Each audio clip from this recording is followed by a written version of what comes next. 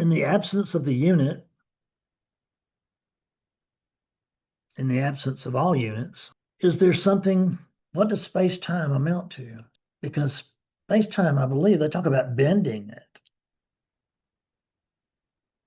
So it seems to be pretty flexible. So light, you can bend light rays, can't you?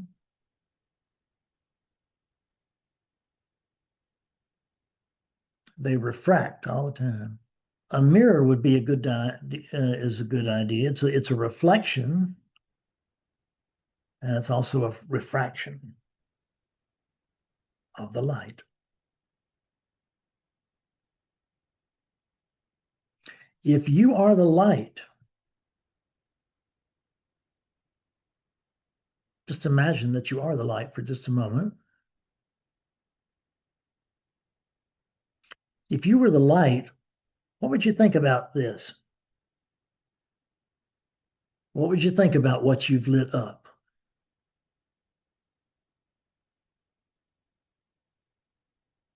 Well, I don't think you'd think about anything because I don't think you'd be a thinker. There's this, whatever it is, but there's only this through the eyes of a viewer, a witness. There has to be a witness before anything at all exists. Am I the space? Am I the light? Or am I the witness? And as we get into, the deeper we go, usually, into non-duality at least, we begin to see I am the light as an expression. I am the space as an expression. These are relative expressions so that relative beings can pretend to know what's going on here, although we don't know. There's experiencing. And what's it doing? It's experiencing. And what is experiencing? Experiencing. Experience is experiencing, which it does not do in the absence of units. Doesn't have to be human units. It knows quite a bit through the Willie unit, through my dog's unit. It knows it's the most important thing in the house when it's the Willie unit.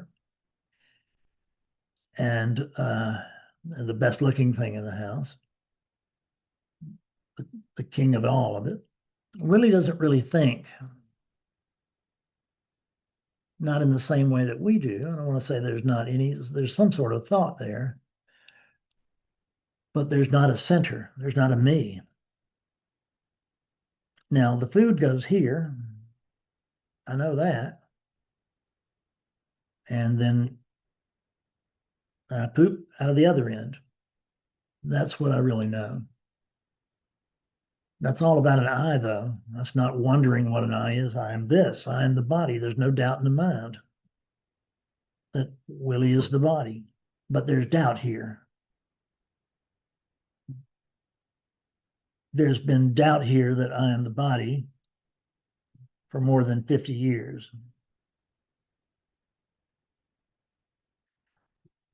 And then about 20 years ago or so, a little longer, maybe not, maybe just 20 years. Yeah, that's right. Yeah, about 20 years ago, the doubt was removed. And I could see, oh, I'm not the unit after all. And I didn't need to know what I was. And I didn't need to know what was going on because whatever it was fine. Because whatever is witnessing this doesn't actually have any judgment of it. It's just a witness. It's not a judge. How about your little judge? In the absence of your little judge, how is this? Well, it's just like this. Is that good or bad in the absence of a judge? We really don't know. Is this favorable for Fredness or unfavorable. In the absence of the judge, we can't find a Fred because there's no delineation between the two. We just notice that there's a sense of being a Fred and there's a sense of not being a Fred.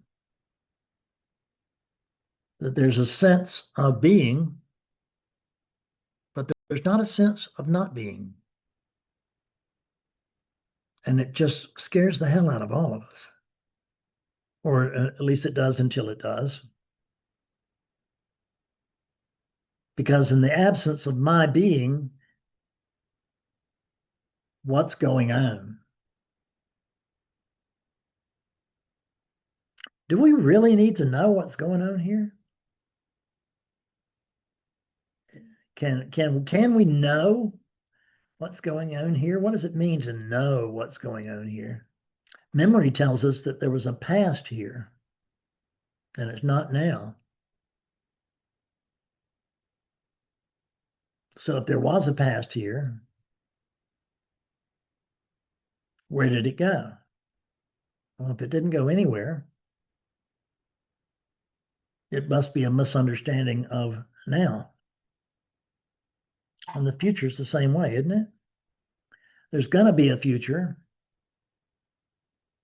I can project it. I can recoil from it. I can be attracted to it. Can I actually experience the future? I can experience a sense of future and a sense of past here now. What does here now mean really for us? What does here mean to you? It's kind of, it's the land that here is relative, isn't it? Here is something that's not there. Well, that's the world of opposites. That's the world of relativity. Relativity is the land of opposites. You don't have any opposites. What are you?